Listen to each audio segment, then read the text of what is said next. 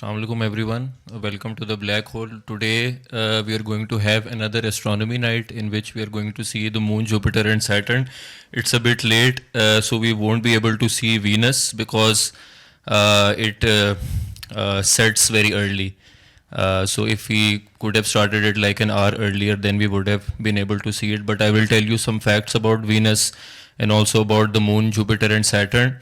So we'll first have an introductory session. I will tell you a few facts about these four objects and you can ask any questions that you have. And after this brief session, we will go outside and start the observation. Okay, so I will now start the slideshow.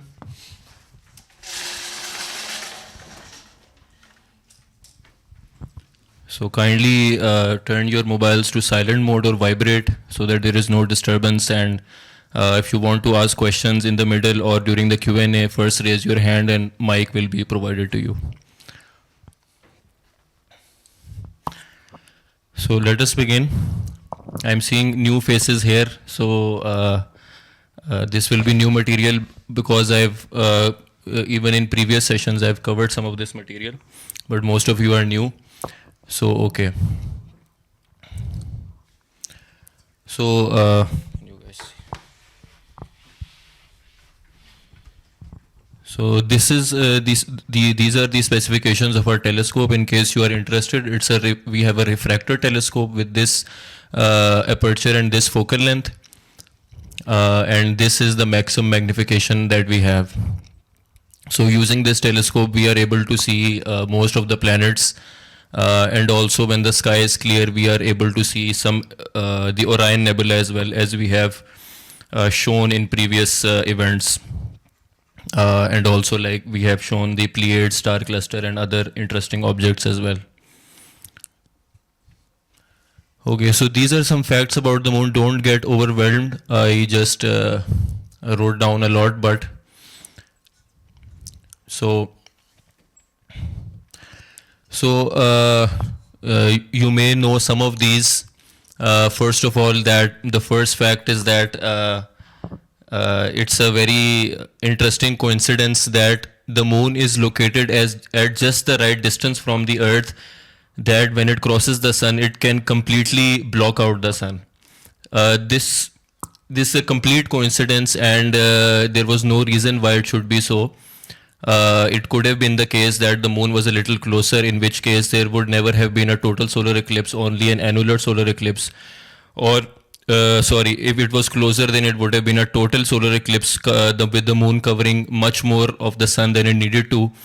And if the moon was a bit farther away, then there would have been only annular solar eclipses in which only a ring would be left out.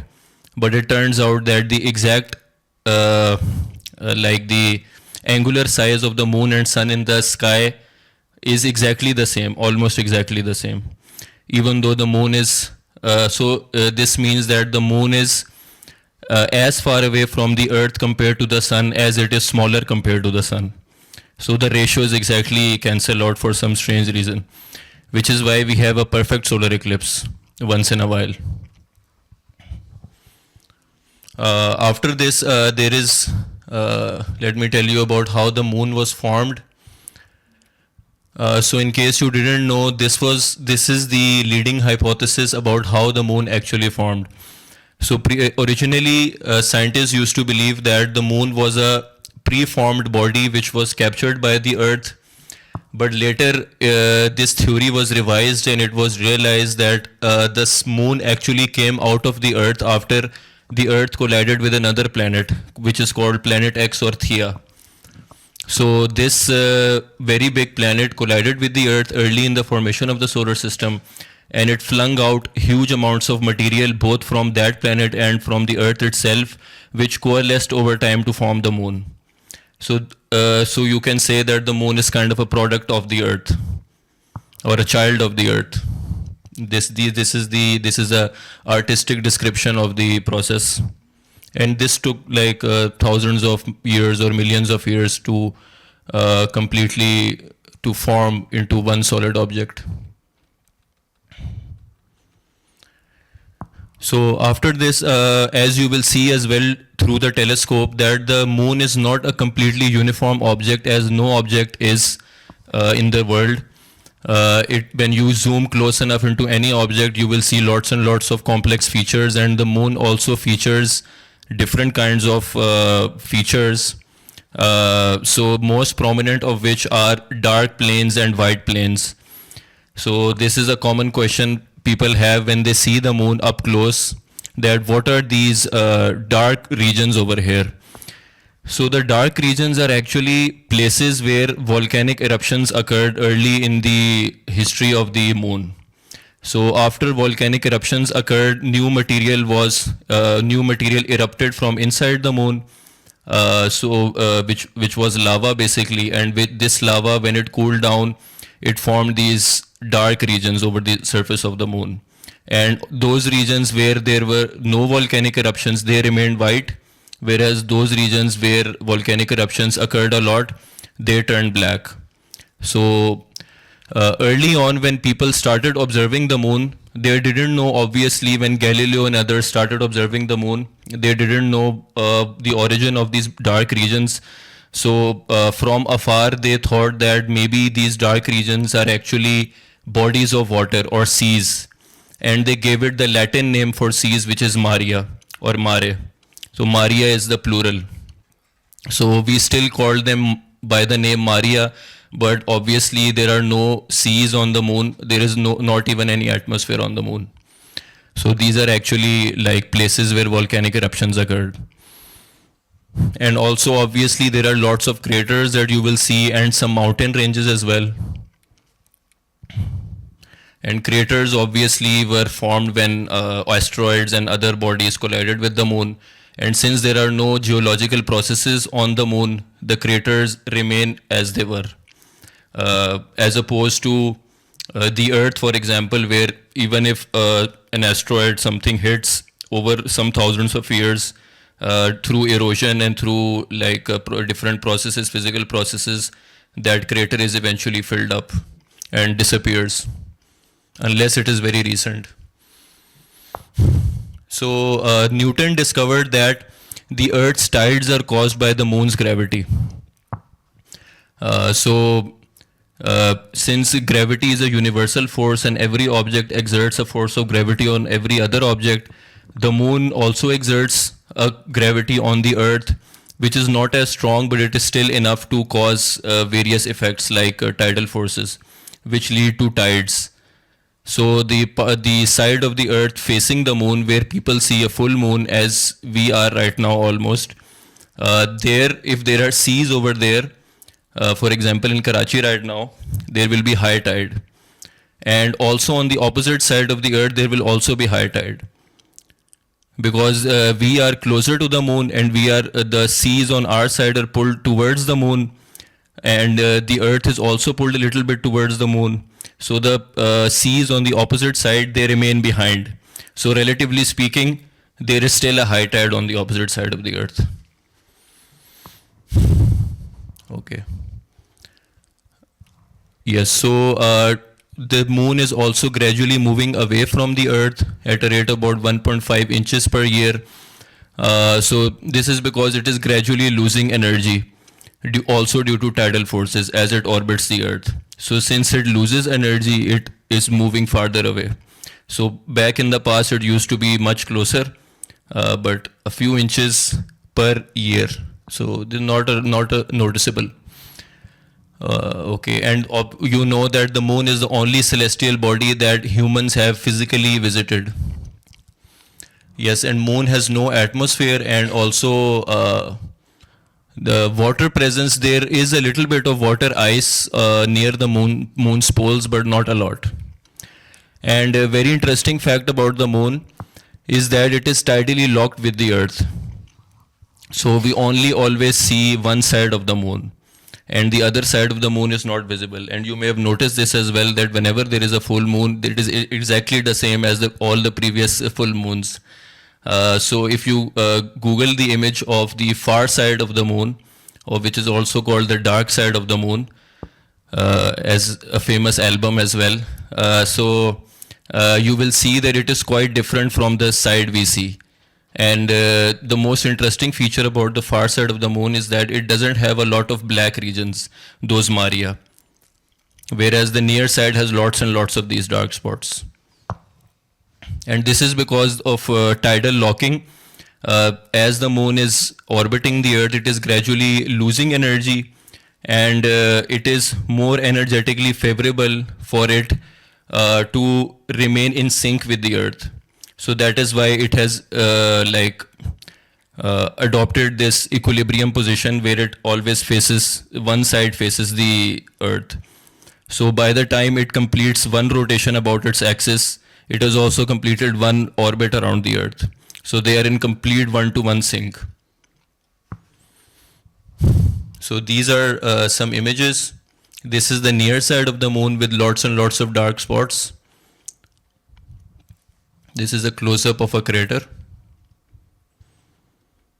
And this is the near side, this is the far side. As you can see, there is a world of difference between the two. There are only 2 or 3 prominent dark spots over here, but lots and lots of dark spots. So for some reason, the side facing the earth now experienced lots of volcanic activity back in the past, whereas the other side did not. So this is also a area of ongoing research in the astronomical community, that why this happened, whether it was random or whether there was actually something special going on. So we still don't know everything about our closest companion. So after this, let's move on to Venus. So Venus is the second planet out from the sun, and it is extremely hot. So it is a blazing inferno, most of it. And it is even hotter than Mercury, which is the closest planet to the sun. And this is because Venus has a very, very thick atmosphere, and it has a lot of strong greenhouse effect, as is becoming evident here on Earth as well. If you have a very, very strong atmosphere with lots of greenhouse gases, that can produce a very strong warming effect. So in Venus, the atmosphere is so thick that it has created a kind of runaway greenhouse effect, where runaway greenhouse effect means that now there is so much heat coming in that it is releasing more and more carbon dioxide and greenhouse gases, which is trapping more and more heat, which is releasing more and more carbon dioxide, and so on. So it has been caught in a deadly loop, a kind of vicious circle of greenhouse effect, which has created its enormous temperature in the present day. Apart from its blazing temperatures of 462 degrees Celsius, which is hot enough even to melt lead, Venus also has other interesting features. So this is the only planet which rotates the other way around about its axis as compared to all the other planets. And related to this is the fact that Venus also rotates about its axis very, very slowly, extremely slowly. So slow, in fact, that by the time it has completed one rotation, it has gone around the sun more than once. So it is rotating so slow about its own axis. And these two facts are related because it is believed that early in the formation of the solar system, Venus used to rotate in the normal way, but a very large object collided with it, which both reversed its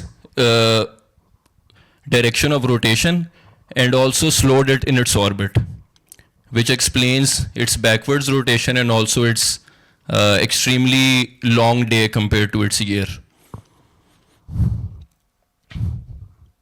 So timekeeping would probably be a bit hard on Venus. Apart from this, it is littered with volcanoes. Venus, this is an artistic depiction of what Venus might look like. So extremely hostile and bizarre planet with volcanoes constantly raging and rivers of lava flowing on the surface, and completely inhospitable to any kind of life we can imagine. Perhaps some extremophiles live there, for example, some extremophile type bacteria, but not anything complex as far as we can tell.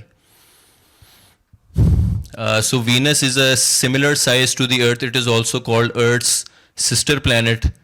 So it is very ironic that so early on, when the Greeks and the Greeks named these planets mostly. So the Greeks named this planet after the goddess of beauty, which was Venus or Aphrodite. Aphrodite was called Aphrodite in Greece, but Venus in the Roman pantheon. Because from afar, Venus looks like a very bright and a very beautiful kind of an object. So they named it after the goddess of beauty. But when astronomers looked up close, it turned out to be the ugliest and the most like scary planet in the whole solar system. So it's kind of an ironic twist of fate. But still we call it Venus. At least from afar it looks beautiful. So in size it's similar to Earth, just like Mars. And it has lots and lots of toxic gases in its atmosphere, including sulfuric acid clouds as well. Its atmospheric pressure is also very high because it is a very thick atmosphere. So on average, on the surface, the atmosphere is about around 90 times greater than the Earth. So which is about the pressure you will get if you dive 3,000 feet underwater. So extremely high pressures. So any probe we send would be crushed very, very quickly. In the night sky, it appears to be the brightest natural object because it is very close and it reflects a lot of light. In the past, ancient civilizations used to think that these were actually two objects because sometimes it appears in the evening, and during other parts of the year it appears in the early morning. So they named it two different things by the morning star and the evening star, but later it turned out to be the same object. But still we use both names to refer to Venus now. Okay. And it's extremely difficult to explore, as you can imagine. Imagine landing on this place or landing anything on this place. You can mostly just collect data from a bit afar. Now let's move on to Jupiter, which is the biggest planet in our solar system, and at least the name of Jupiter is appropriate according to its Greek and Roman origins, because Jupiter is also the name of Zeus, who was the king of the gods, the leader of the gods. So this is at least is appropriately named, but most likely the Greeks did not know that this was the biggest planet in our solar system, because to the Greeks all these planets appeared just like points of light. So this is most probably just a lucky guess that they named the biggest planet Jupiter. They could have named it something else as well, like Mars or something. So Jupiter also has lots of interesting features. As you can see, Saturn is not the only planet in our solar system with a ring. Jupiter also has a very fine, thin ring, composed of material that it has accumulated over the, I can't say centuries, over the millions of centuries or something. Okay. It is a massive planet, and I think the percentage is like something like the among the if you add up the masses of all of the planets of the solar system, Jupiter composes more than 90% of all the mass of the planets at least.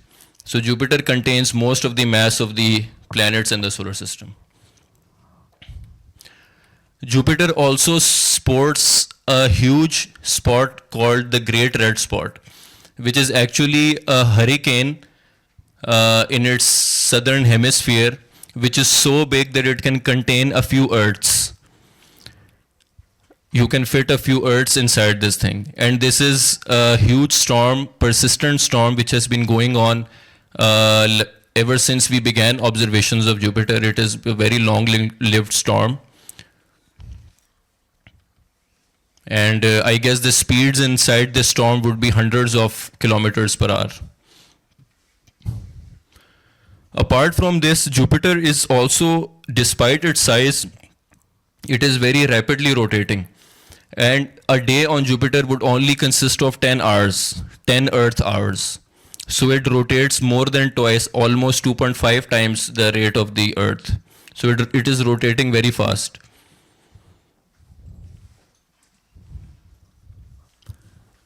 And since Jupiter is so large, it has lots and lots of moons, not just one as we do, at least 95 confirmed moons, of which these four are the biggest. And these four, if the sky is clear enough today, we will also be able to glimpse. Because when we see Jupiter from a telescope, a good enough telescope, and the sky is clear enough, you not only see Jupiter but also 4 points of light scattered around it, which are these Galilean moons. And it is a very pretty sight. These are some of the moons of Jupiter. This is our moon by comparison. So most of the bigger ones are just as big as the moon. And I think Ganymede is even bigger. And Io as well. And all of these have interesting features of their own, and NASA has done lots of research on some of these as potential habitations for humans in the future.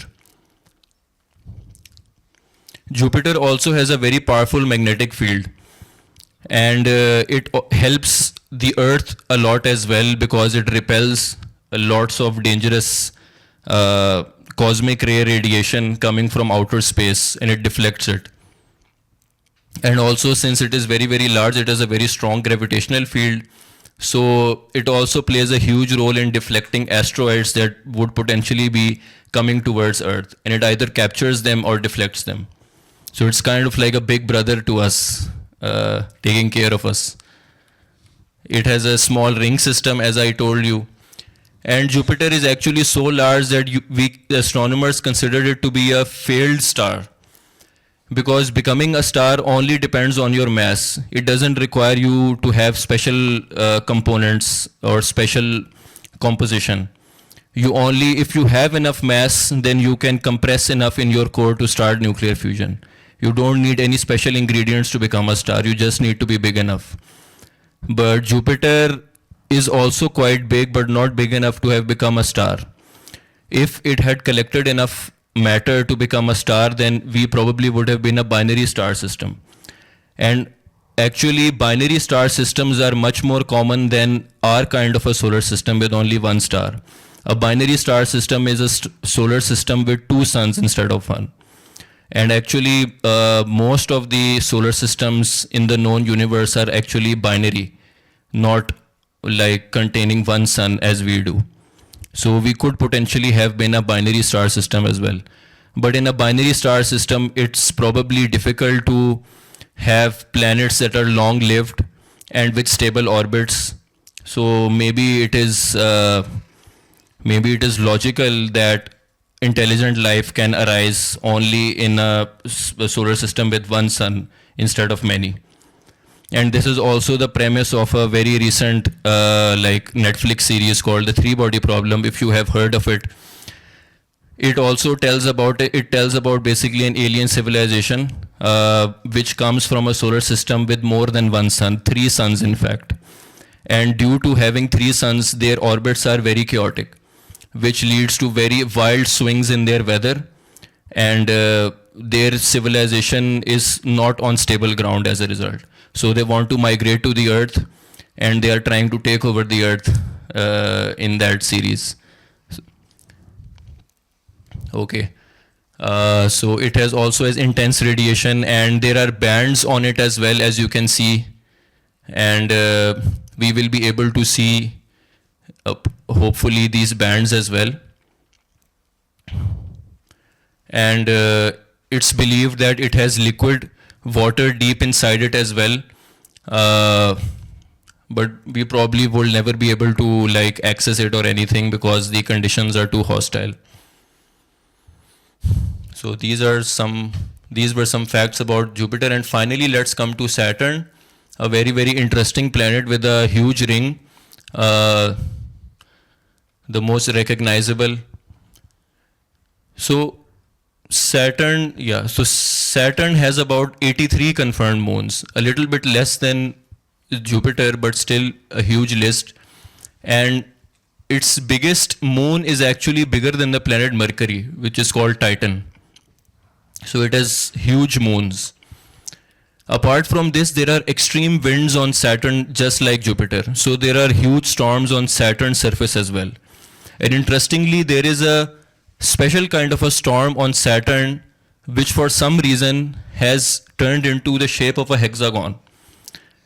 So here it is. On the north pole of Saturn, there is actually a storm, a huge storm, exactly on the north pole, which is shaped like a hexagon for some reason. And this is a very intriguing fact that why it is shaped like a hexagon.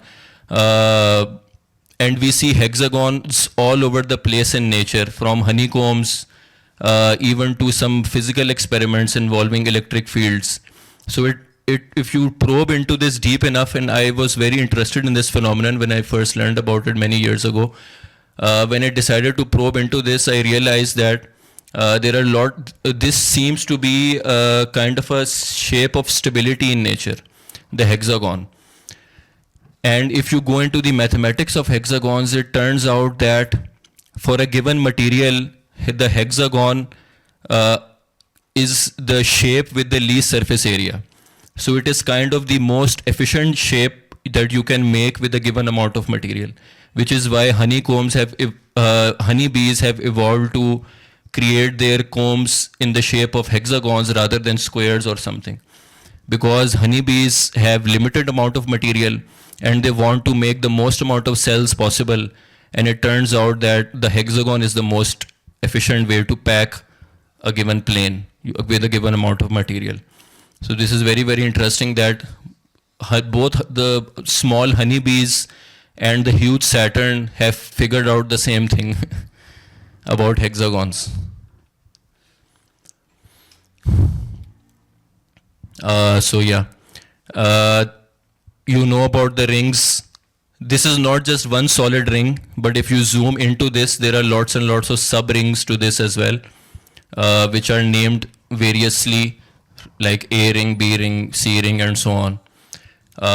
And in this gap that you see between the rings, these few gaps, actually a small moon has formed over here, which has cleared up this small lane inside the ring.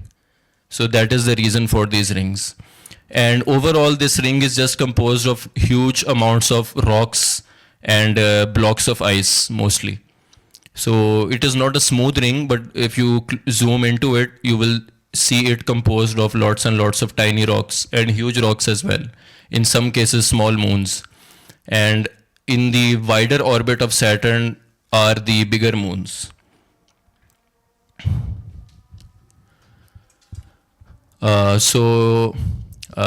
It has lots and lots of like different kinds of chemicals on it, water as well as liquid methane.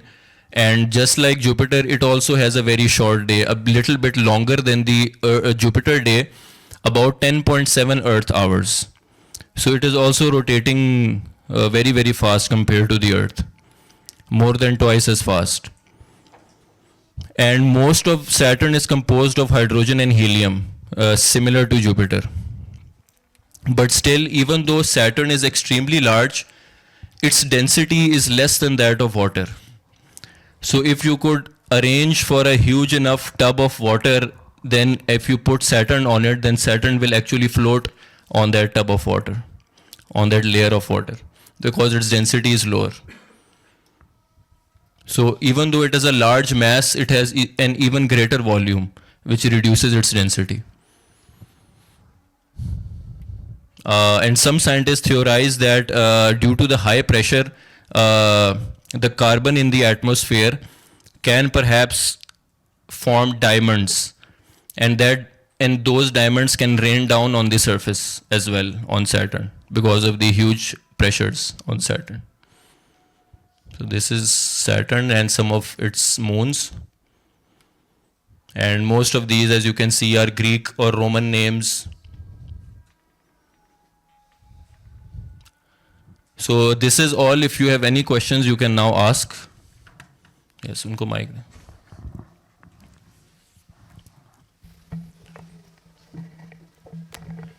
Thank you. बहुत interesting session था. और एक question जो first जब आपने moon का बताया तो वो कुछ बिग बैंग थ्योरी से मिलता जुलता था.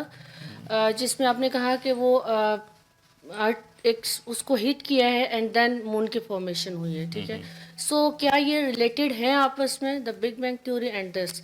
सेकंड क्वेश्चन इज के जो आप उसका भी मुझे बता रहे थे जुपिटर का, कि जुपिटर का साइज इतना ज़्यादा है कि if it would have gotten enough mass तो हम इसको बाइनरी वो भी हो सकता था सोलर सिस्टम ये।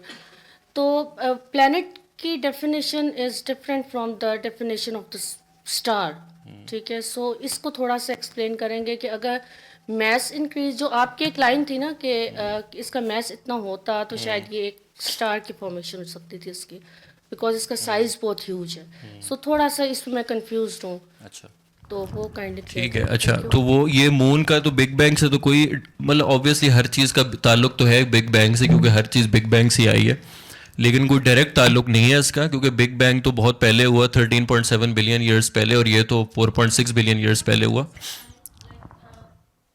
क्या ये वैसा ही कुछ था नहीं या थोड़ा नहीं डिफरेंट था उससे? नहीं नहीं, वो बिल्कुल अलग किस्म का है। बिग बैंग असल में कोई एक्सप्लोजन टाइप चीज़ नहीं थी। बिग बैंग उसे बस कहते हैं कि the simultaneous expansion of all the points in space time को हम बिग बैंग कहते हैं। कि उस टाइम जो यूनिवर्स थी वो बस एक्सपैंड होना शुरू हो गई। उस टाइम को ये नहीं था कि कोई बहुत बड़ा सा धमाका हुआ, उसके अंदर से मटेरियल निकलना शुरू हो गया, बल्कि बस ये है कि मटेरियल मौजूद था पहले से, इसको हॉट बिग बैंग कहते हैं, और वो बहुत ज़्यादा डेंस था और उसने बस फैलना शुरू कर दिया इन सच अ वे कि हर दूसरे पॉइंट से दूर जाना शुरू हो गया। बल्कि हालांकि एक जो कन्वेंशनल एक्सप्लोजन होता है उसमें एक पॉइंट सेंट्रल होता है और हर चीज़ उसके से दूर जाती है, जो बॉम्ब का सेंटर होता है। लेकिन बिग बैंग इस तरह की एक्सप्लोजन नहीं थी, वो ऐसी एक्सप्लोजन थी कि हर पॉइंट एक दूसरे पॉइंट से दूर जा रहा था। वो इस तरह है कि जिस तरह एक गुब्बारा आप लें, गुब्बारे को आप थोड़ा सा फुलाएं, उसके ऊपर आप बहुत सारे डॉट्स बना दें मार्कर से, और फिर मज़ीद फुलाना शुरू कर दें, तो आप किसी भी एक पॉइंट को सेंटर स्पेसिफाई नहीं कर सकती हैं। आप किसी भी पॉइंट को देखेंगी, किसी भी पॉइंट को आप मार्क कर लें तो ऐसा लगेगा कि बाकी सब पॉइंट्स उससे दूर जा रहे हैं, क्योंकि हर पॉइंट एक दूसरे से दूर जा रहा है। तो बिग बैंग इस तरह की एक सेंटरलेस एक्सप्लोजन थी, wear anything could be considered the centre. और इसीलिए हम जब दूर दराज की गैलेक्सीज को देखते हैं तो ऐसा लगता है कि हर गैलेक्सी हमसे दूर जा रही है, जैसे हबल्स लॉ कहते हैं। लेकिन इसका ये मतलब नहीं है कि हम कोई बहुत ही स्पेशल जगह पे मौजूद हैं यूनिवर्स के अंदर। हम किसी भी और गैलेक्सी पे होते तो हमें यही चीज़ नज़र आती, because everything is moving away from everything else, ठीक है। और दूसरा आपका था कि स्टार और प्लैनेट की डेफिनेशन। तो स्टार जो है ना, वो जिस तरह मैंने बताया कि उसको कोई ख़ास इंग्रेडिएंट्स की ज़रूरत नहीं है, उसे सिर्फ और सिर्फ मैथ्स की ज़रूरत है, क्योंकि ओवरऑल तो सेम ही इंग्रेडिएंट्स होते हैं यूनिवर्स की जो भी चीज़ें हैं उनके अंदर वही पीरियोडिक टेबल के एलिमेंट्स होते हैं। हाइड्रोजन, हीलियम, कुछ में थोड़े हैवियर होंगे।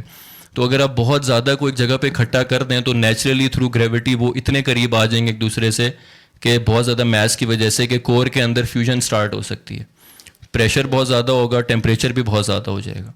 सो इट इज़ एक्सपेक्टेड कि कभी किसी टाइम पे हमारे पास तो बहुत कुछ है ना, हर चीज़ एक्सपेक्ट की जा सकती है कि एक प्लेनेट है, फॉर एग्जांपल एक प्लेनेट है और वो फॉर सम रीज़न हम ये देख रहे हैं कि मून की फॉर्मेशन क्या है। सो थोड़ा सा, क्योंकि मेरे साथ जो ऑडियंस बैठी हुई है इनके माइंड में ये क्वेश्चंस हैं कि वो हमेशा प्लेनेट को अलग पढ़ रहे हैं स्टडीज में उनके, वो हमेशा स्टार्स को अलग पढ़ रहे हैं। हम कहते हैं जी प्लेनेट इज डिफरेंट, क्योंकि मैं अभी फिलहाल इस ऑडियंस के क्वेश्चंस भी आप तक कर रही हूँ। तो वो मैंने बिल्कुल एक तरह से मैंने वो बताया कि जिस तरह मैंने टॉक के दौरान ही बताया कि कोई ख़ास फ़र्क नहीं है प्लेनेट और स्टार के दरमियान।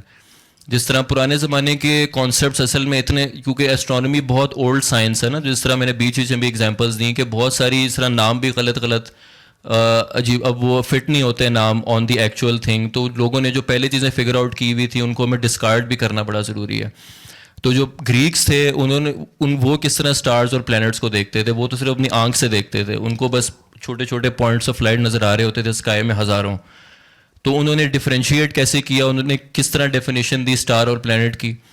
तो उन्होंने कहा, उन्होंने जब गौर से देखा over many many days and months and years, उनकी मोशन को उन्होंने देखा, तो उनको ये चीज़ उनके सामने आई कि ज़्यादातर जो पॉइंट्स हैं जो हमें आसमान में नज़र आ रहे हैं वो हर दिन जो है एक ख़ास ऑर्बिट पे अपना चक्कर कंप्लीट कर लेते हैं और एग्जैक्टली उसी पोजीशन पे वापस आते हैं जहाँ पे वो कल थे इसी टाइम पे। और उसको आप ओवर मंथ्स और ओवर ईयर्स भी नोटिस कर लें तो वो चेंज नहीं होंगे ज़्यादा, उनका बैकग्राउंड सेम रहेगा। लेकिन कुछ इनमें से सेलेक्टेड 6-7 पॉइंट्स ऑफ लाइट हैं जो कि ना एग्जैक्टली उस पोजीशन पे वापस नहीं आते, बल्कि over months and over a year वो एक अलग चक्कर कंप्लीट करते हैं अपना, थोड़ा डिफरेंट आएंगे, थोड़ा पीछे आएंगे, थोड़ा आगे आएंगे, ऊपर नीचे। तो उसको उन्होंने कह दिया कि ये वॉन्डरिंग स्टार्स, उनको उसका नाम दिया। तो ग्रीक ज़बान के अंदर जो स्टार को वो कहते थे एस्ट्रिस कहते थे उसे, ग्रीक ज़बान के अंदर। और ये जो वॉन्डरिंग स्टार्स थे उसको उन्होंने नाम दिया एस्ट्रिस प्लैनेटेई। तो ग्रीक में प्लैनेटेई का मतलब, प्लैनेटेई एक एडजेक्टिव है ग्रीक के अंदर, नाउन नहीं है, इसका मतलब होता है वॉन्डरिंग। तो उन्होंने कहा कि ये वो स्टार्स हैं जो कि वॉन्डर करते हैं बहुत ज़्यादा, ये एस्ट्रिस प्लैनेटेई हैं, ये वॉन्डरिंग स्टार्स हैं। तो वो फिर नाम हमने अभी तक अज्यूम किया हुआ, प्लैनेट्स बना दिया, एडजेक्टिव को हमने नाउन बना दिया, तो हमने कहा प्लैनेट, वॉन्डरर्स कह सकते हैं इन प्लैनेट्स को। लेकिन अब हमें जब इतनी ज़्यादा डिटेल में चीज़ें पता चल गई हैं तो we know that stars are very different from planet. सिर्फ ये नहीं है कि वो वॉन्डर करते हैं, लेकिन असल में फंडामेंटली वो सेम ही है। मतलब उनकी जो खसलत है वो भी काफ़ी डिफरेंट है स्टार्स की और प्लैनेट्स की, लेकिन फिर भी इतनी भी डिफरेंट नहीं है कि आप कहें कि बिल्कुल ही डिफरेंट एक ऑब्जेक्ट है। बस मोस्टली जो है मैस का फ़र्क है। आप एक प्लैनेट को स्टार में कन्वर्ट कर सकते हैं, ऐसा नहीं है कि एक प्लैनेट बन गया तो वो तो कभी बन ही नहीं सकता स्टार, या नहीं बन सकता था कभी स्टार, या फिर एक स्टार जो बन गया है वो पहले प्लैनेट नहीं हो सकता था। एक कंटिन्यूम पे लाया करते हैं दोनों, मैस के कंटिन्यूम पे। तो उस लिहाज से they are very similar to each other also, but not as similar as the Greeks thought. तो ये थैंक यू।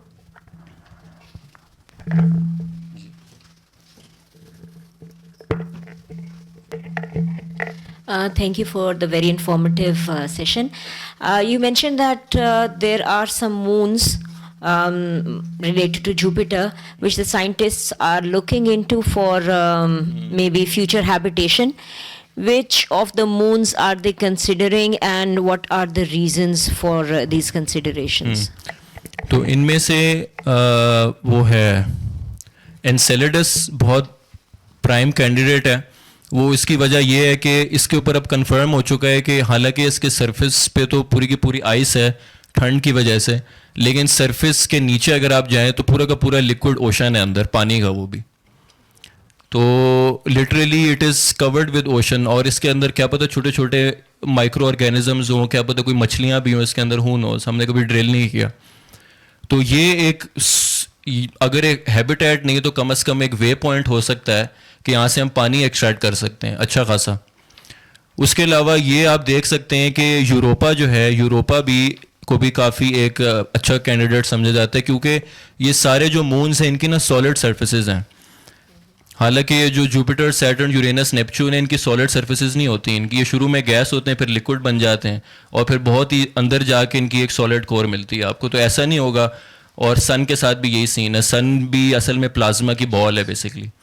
तो इस तरह नहीं है कि आप जा रहे होंगे फिर एक ज़मीन आ जाएगी फिर आप लैंड हो जाएंगे, वहाँ पे इधर आप लैंड ही नहीं होंगे, आप मज़ीद अंदर जाते रहेंगे until you get crushed by the atmosphere. तो there is nothing to land on these big planets and also the sun. So इसलिए इनको गैस जायंट्स कहते हैं। बल्कि जो इसके अलावा जो पहले 4 प्लैनेट्स हैं, मरकरी, वीनस, अर्थ और मार्स, इनको टेरेस्ट्रियल प्लैनेट्स कहते हैं because they have a solid surface. Similar to the terrestrial planets, these moons also have solid surfaces, which you kind of need if you want to have a habitat on these bodies. तो आप एक gas giant के ऊपर तो नहीं बना सकते unless कोई फ्लोटिंग सेटलमेंट आप बनाएं उसके इर्द गिर्द। तो ये रीज़न है कि इनकी सॉलिड सर्फेसेज हैं। उसके अलावा मटेरियल्स होने चाहिए इनके ऊपर, जिस तरह के एनसेलेडस पे है और इसके ऊपर भी मटेरियल है, और इनफ इतने बड़े होने चाहिए कि एटमॉस्फेयर भी हो। तो अगर एक छोटा सा, बहुत छोटा सा मून है, उसकी इतनी ग्रेविटी नहीं होगी कि वो इतना एटमॉस्फेयर कलेक्ट कर सके, तो वो भी फिर आपके लिए वायबल नहीं होगा। अगर उसके पास एटमॉस्फेयर है भी लाइक वीनस, लेकिन वो इतनी हॉस्टाइल है कि आप कुछ कर ही नहीं सकते, फिर भी फ़ायदा नहीं है। तो इसमें से कुछ कैंडिडेट्स निकल आते हैं जिनके ऊपर ज़मीन भी है, जो टेरेस्ट्रियल हैं, और जिनके ऊपर सफिशेंट एटमॉस्फेयर भी है और पानी भी है, तो आप, और वो इतने दूर भी नहीं है कि आप वहाँ जा सकते हैं। तो ये है, ये कुछ रीज़न्स हैं। और what Enceladus are और the यूरोपा। reasons for ये Callisto is very colorful? ये क्या like you know? इसके ऊपर अब मुझे एग्जैक्ट इनकी इसकी डिटेल्स अभी नहीं पता मुझे, मैं कोई गलत फैक्ट ना बता दूं आप लोगों को, ये देख के मैं बता दूंगा, इसका मुझे एग्जैक्ट नहीं पता।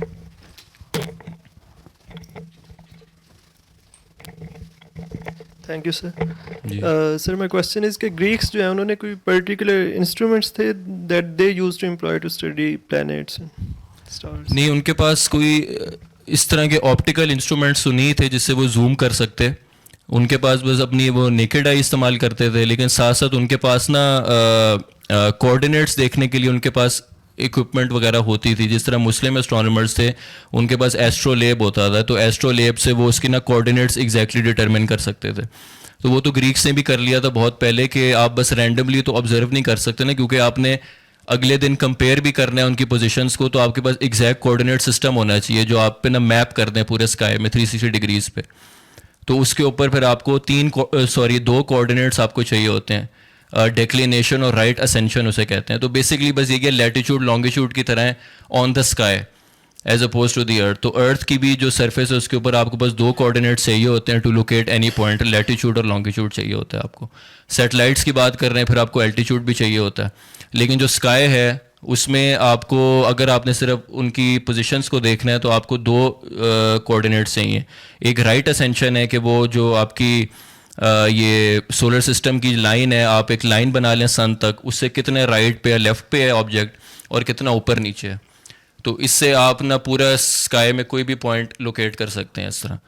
तो वो इस तरह करके फिर वो एस्ट्रोलेब्स की मदद लेते थे, और भी उनके पास टूल्स होते होंगे कि जिससे वो एग्जैक्ट कोऑर्डिनेट्स, और उनकी ऑब्जर्वेटरीज भी बाद में जाके यूरोपियन एस्ट्रोनॉमर्स ने बना ली थी टेलीस्कोप्स के आने से पहले, कि जिस पे उन्होंने एग्जैक्ट कोऑर्डिनेट्स उस पर लिखे होते थे, फिर वो स्टार वहाँ से पास करता था तो पता चल जाता था उसका क्या राइट असेंशन है और डिक्लिनेशन है।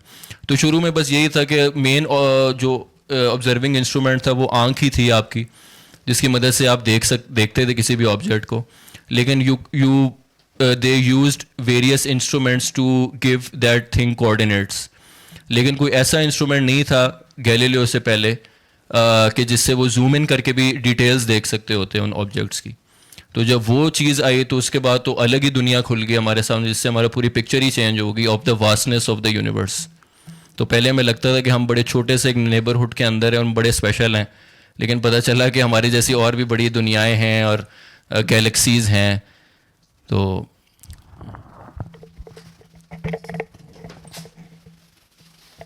अच्छा, और कोई सवाल है? चलें ठीक है, फिर चलते हैं बाहर।